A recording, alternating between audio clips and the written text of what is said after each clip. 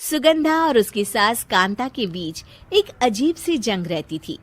ये जंग थी किचन में कौन ज्यादा अच्छा काम करेगा और घर के सदस्यों के दिल जीतेगा।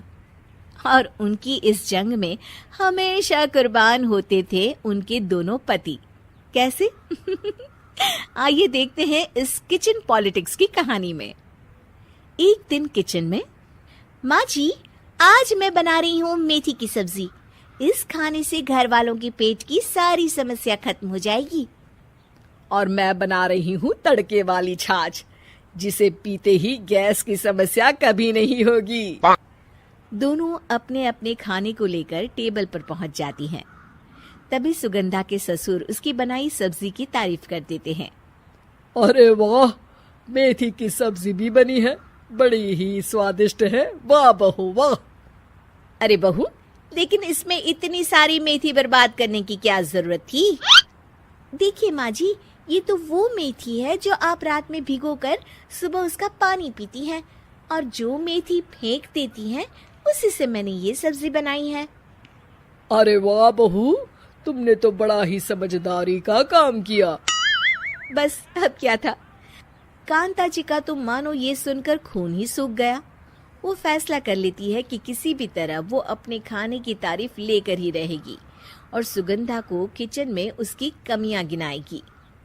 कांता फ्रिज खोलकर देख रही होती है और फिर सुगंधा से कहती है, अरे बहू, ये क्या, पूरा फ्रिज गंदा पड़ा है। तभी वहाँ सुगंधा का पति आ जाता है।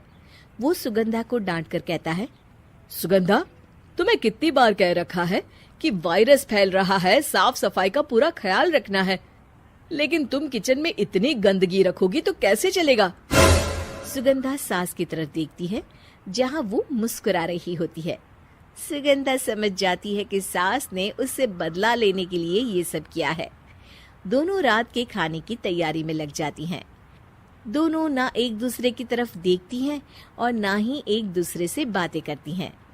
रात को खाने की टेबल पर एक एक कर दोनों कई तरह के अलग अलग व्यंजन टेबल पर लगा देती हैं और अपने अपने पति के पास जाकर खड़ी हो जाती हैं।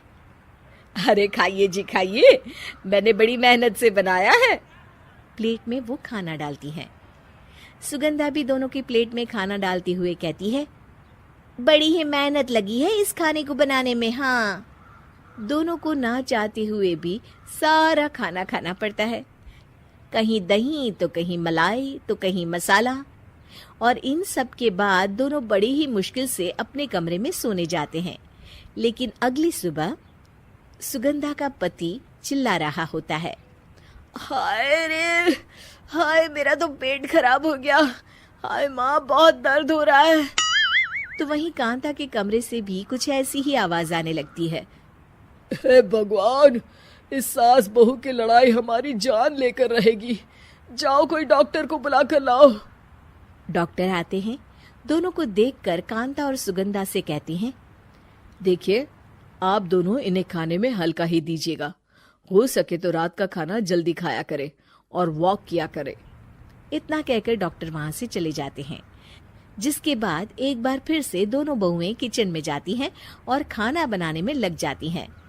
रात में खाने के टेबल पर दोनों एक बार फिर से खाना लगाने लगती है। पापा जी, मैंने ये पतली मूंग की दाल की खिचड़ी के साथ ये पापड़ और पुदीने की चटनी भी बनाई है। अरे बहू, अभी अभी बेचारे पेट की बीमारी से गुजरे हैं। इतना भारी खाना तो डॉक्टर ने भी मना किया है ना। देखिए, मैंने आप दोनों के लिए सूप बनाया है। और दोनों उन लोगों की प्लेट में खाना डालने लगती हैं। तभी दोनों एक साथ बोल पड़ते हैं, बस करो, हमें माफ करो। हमें नहीं खाना इस घर में, ना खिचड़ी और ना ही सूप। हम इंसान हैं, एक वक्त में एक ही खाना खा सकते हैं। बस करो, हमें माफ करो। हमें नहीं खाना इस घर में, ना खिचड़ी और ना ही सूप। हम इंसान हैं, एक वक्त में एक ही खाना खा सकते हैं। इतना कहकर वो दोनों वहां से चले जाते हैं।